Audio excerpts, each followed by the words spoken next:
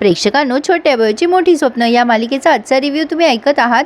काल कार्यक्रम असल्यामुळे हा एपिसोड दाखवलाच नाही आणि आज त्यांनी जवळजवळ 30 मिनिटाचा एपिसोड दाखवलाय। तर सुरुवातीला आपण बघतोय बयो विशालच्या मागे मागे जात असते आणि म्हणत असते, सर थांबा ना, नका ना जाऊ। शुभमकर पण तिथे आलेत आणि ते म्हणतात, विशाल काय चाललंय तुझा हा वेडेपणा, थांब बरं इथे, नको जाऊ हॉस्पिटल सोडून। विशाल त्यांना म्हणतो, सर मला चांगली संधी मिळालेली आहे, बेटर ऑपॉर्च्युनिटी आहे, त्यामुळे मला जावंच लागेल।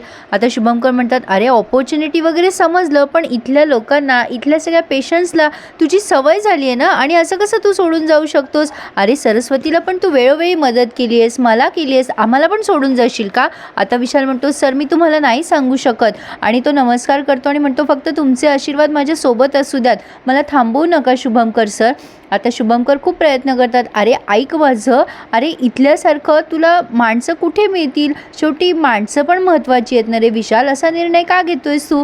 पण विशाल त्यांना काहीही सांगत नाही आणि त्याचं सामान बांधायला लागतो आणि म्हणतो, सर मला थांबवू नका प्लीज, आणि विशाल हॉस्पिटलमधून निघून जातो। शुभमकर बयोला म्हणतात, काय गं काय झालं याला, असं का वागतोय तो?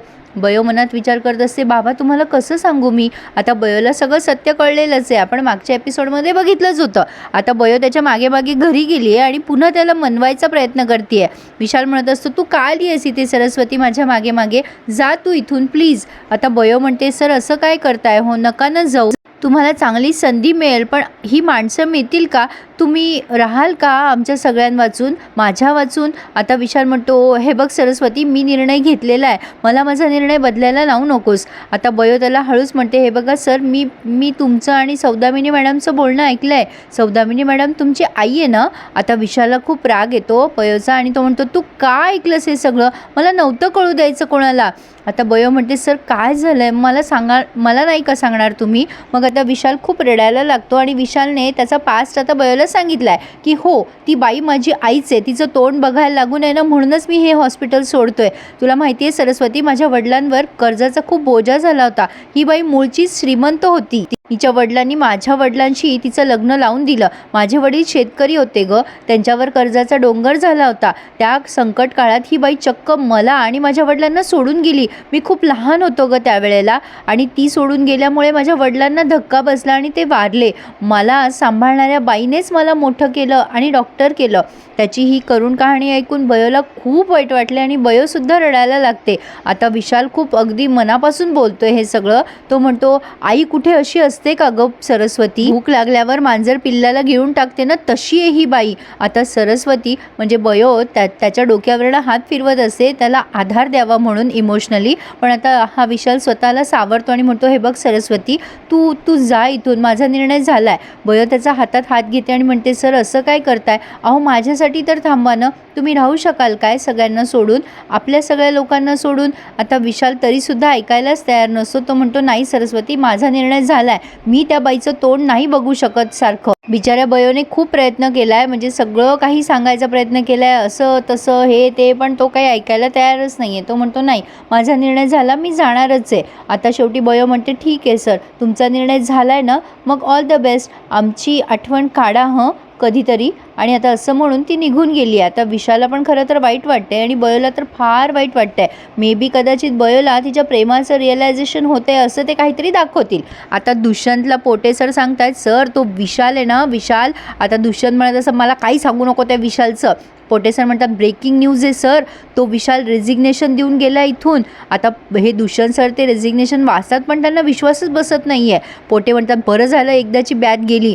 आता दुष्यंत म्हणताय, पण नाही नाही नाही पोटे, मला असं वाटतंय ना काहीतरी भानगड आहे, ही सौदामिनी त्याला एवढा फेवर करते आणि हा चक्क रेझिग्नेशन देऊन निघून जातोय, काहीतरी गडबड नक्कीच आहे या सगळ्याच्या मागे। आता ही बयो एका ठिकाणी बसली आहे रस्त्यात आणि तिला फार वाईट वाटते आणि ती सारखी रडतीये विशालची आठवण काढून, आणि तिला कळे ना आता विशालला थांबवावं तर कसं थांबवावं। सौदामिनीने या विशालचा रेझिग्नेशन लेटर वाचल्यावरती जास्तीच तिला धक्का बसलाय। दुष्यंत म्हणतात, अगं सौदामिनी, जाऊ देत तो विशाल गेला तर, तू एवढं त्याला प्रमोशन दिलं पण त्याला त्याची कदर नाही आहे, आपण असे 100 विशाल उभे करू।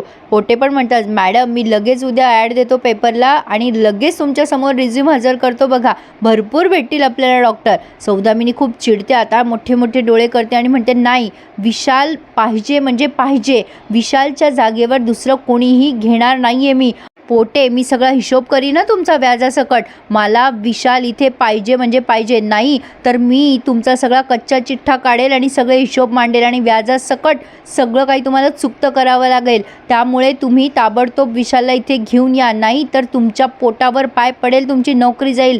लक्षात आलं ना पोटे तुमच्या? पोटे म्हणतो हो हो सर, लक्षात आलं. आता दुष्यंतला कळे ना काय भानगडे ही सगळी. बयो विशालची आठवण काढून खूप रडतीये. रात्री पण तिला सारखी आठवण येते आणि ती विशालला फोन पण करायचा प्रयत्न करते, पण तो काही फोन उचले ना. बयो मनातल्या मनात म्हणत असते, सर तुम्ही रागाने बोललात हे सगळं, पण तुम्ही मला सोडून राहू शकाल काय? आणि ती खूप रडती. आता हे सगळं इमोशनल सीनच दाखवला आहे, पण पुढे बघायला मजा येणार आहे. बयो पहाटे पहाटे आली आहे शुभमकरांकडे. शुभमकर तिला विचारतात, काय गं विशालशी बोललीस ना तू बयो, आणि काय झालं, म्हणजे तो का सोडून जातोय, काही कळलं का तुला, त्याचं डिसिजन का झालं आहे हा सगळं? तर आता बयो मनातल्या मनात बोलत असते, आता बाबा तुम्हाला कसं सांगू मी, सौदामिनी मॅडम त्यांच्या आई आहेत आणि म्हणून ते सोडून चाललेत. तेवढ्यात अंकिता बयोला फोन करते आणि म्हणते, अगं इकडे विशाल सर कसं तरीच करताय, तू लवकर ये कॉलेजला. बयो फोन ठेवते आणि लगेच निघायला लागते. शुभम करतात, काय झालं बयो, तू का घाबरली आहेस? बयो म्हणते, बाबा मी तुम्हाला सगळं नंतर सांगते, आल्यावर मला आता कॉलेजला जावं लागेल. इरा विचारते अंकिताला, काय गं केला का तिला फोन? तेव्हा आता ही अंकिता म्हणते, अगं हो केला. आता इरा म्हणते, येस आता सगळं आपल्या प्लॅनप्रमाणे चाललं आहे, आता तू विशालला फोन कर आणि त्याला सांग की मला बरं नाही आहे. अंकिता म्हणते, अगं इरा माझं ऐकशील का, तुझं नाव सांगितल्यावरती ना सर येणार नाही लवकर, मला असं वाटतं आपण सरस्वतीचंच नाव सांगूया. इरा म्हणते, काय गे तू माझी मैत्रीण आहेस का तिची मैत्रीण आहेस, तिच्या काय फेवरमध्ये बोलतेस तू? अंकिता म्हणते, अगं ऐक ना, तुझं आणि सरांचं सध्या ब्रेकअप, म्हणजे ते चिडचिड करताय ना गं तुझ्यावर, म्हणून म्हटलं. इरा म्हणते, बरं ठीक आहे, तुला काय करायचं ना ते कर, मला ना काही सांगूच नको तू. आता अंकिता बयोच्या नावाने या विशालला पण फोन करते, यांचा काहीतरी प्रँक आहे प्रेक्षकांनो. आता इरा त्या विशालला फोन करून सांगते. तोपर्यंत इथे पोटे सर पोहोचलेले असतात विशालच्या घरी. ते विशालला म्हणत असतात, अहो विशाल सर हे असं सगळं नका करू हो. विशाल म्हणतो, तुम्ही आधी मला ते मान देणं थांबवा बरं, मी लहान आहे तुमच्यापेक्षा. पोटे सर म्हणतात, अहो हो म्हणजे ठीक आहे, मी विशाल म्हणतो तुला, पण तू हे सगळं करू नकोस बाबा, नोकरी सोडून जाऊ नकोस. विशाल म्हणतो, माझा निर्णय झाला आहे, मला तुम्ही अडवू नका प्लीज. पोटे सर म्हणतात मनातल्या मनात, आता कसं सांगू बाबा, तू गेला तर माझ्या पोटावर पाय पडणार आहे. विशाल म्हणतो, काय काय म्हटलात तुम्ही? तेव्हा पोटे सर म्हणतात, अरे काही नाही, पण प्लीज फक्त मी तुला अगदी मनापासून प्रार्थना करतोय, रिक्वेस्ट समज, हवं तर नको जाऊ बाबा. आता तेवढ्यात अंकिताचा फोन आलाय विशालला आणि ती त्याला पण तेच स्टोरी लावते. ते विशाल सर इकडे बयोनं चक्कर येऊन पडली आहे आणि आम्ही सगळे तिला उठवायचा प्रयत्न करतोय, पण ती उठत नाही आहे, तुम्ही प्लीज प्लीज लवकर या. आता विशाल म्हणतो, बापरे असं कसं झालं, प्लीज काळजी घ्या तिची, मी पोहोचतोच. अंकिता म्हणते, सर तिच्या मोबाईलवर फोन नका करू हां, तिचा फोन माझ्याकडेच आहे. आता असा प्लॅन यांचा ठरला आहे. अंकिता म्हणते, येस आता मजा येणार आहे. सॉरी इरा म्हणते अंकिताला, आता मजा येणार आहे. आता पोटे सर विचार करतात, हा कुठे गेला विशाल, कारण विशाल तडक निघाला आहे बयोचं दुखतं आहे म्हटल्यावर. आता इकडे या दोघीजणी होळी सेलिब्रेट करताय, यांनी बरीच प्लॅनिंग केली आहे. इराकडे भरपूर पैसा आहे. आता ही अंकिता म्हणत असते, मी चालले होळी खेळायला.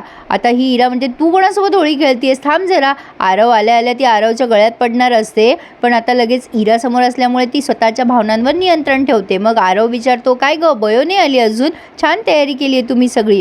इरा म्हणते, हो मस्त ना, अरे हां बयो येईल ना, म्हणजे तिच्यासाठी तर खास स्पेशल सरप्राईज आहे. आरव म्हणतो, काय सरप्राईज आहे? इरा म्हणते, तू एन्जॉय कर ना पार्टी, तुला कळेलच. आता आरव त्याच्या मित्रांमध्ये मिक्सअप झाला. अंकिता त्याला बघून बघून खुश होत असते. आता बयो तिथे पोहोचली आहे आणि इकडे तिकडे विशालला शोधतीये. विशाल पण तिला वेड्यासारखं तिकडे शोधतोय की कुठे सरस्वती, आणि अचानक दोघे एकमेकांना बघतात. आता इथे ना प्रेक्षकांनो, त्यांनी जवळजवळ 10 मिनिटं म्युझिकच लावलं, म्हणजे हे दोघं एकमेकांकडे असे चालत येत आहेत आणि ही इरा आणि अंकिता हे सगळं बघून प्रचंड जेलस फील करतात, म्हणजे स्पेशली इरा. तर आता विशाल बयोकडे बघतच राहतो. या दोघांना एकमेकांबद्दल काय फील होतं आहे काही कळतच नाही, फक्त एकमेकांकडे बघतायत, अगदी अपेक्षेने बघताय. आता इराला कसं तरी व्हायला लागतं ना, पण तिथे असलेले सगळेजण यांच्याकडे बघायला लागतात की हे यांना असं काय झालंय, असं का बघतायत एकमेकांकडे. आरवला पण कळेल ना काय भानगडे, हे असं का बघताय एकमेकांकडे.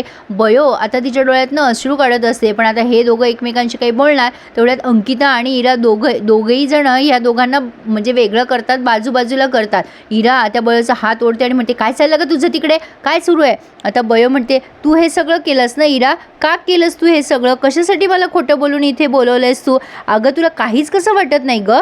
इरा म्हणते तुला काय करायचं आहे, मी काही पण करेल. बयो म्हणते अगं पण विशाल सरांना कामं असतात, ते डॉक्टर आहेत आणि मुळात ते मोठे आहेत आपल्यापेक्षा, त्यांच्यासोबत अशी गंमत करायला तुला काहीच वाटलं नाही ना? आता इथेच त्यांनी हा रिव्ह्यू पूर्ण केला आहे. पुढे आपण बघणार आहोत की इरा या बयोला भांग पाजत असते मे बी, पण चुकून आता त्या विशालला ठसका लागतो म्हणून ही बयो ती भांग त्या विशालला पाजते. तर आता बहुतेक तरी विशाल बयोला प्रपोज करतो असं मला असं वाटतं. आता बघूया काय दाखवत आहेत ते. तर आजचा रिव्ह्यू असा होता. प्लीज लाईक करायला आणि चॅनल सबस्क्राईब करायला विसरू नका.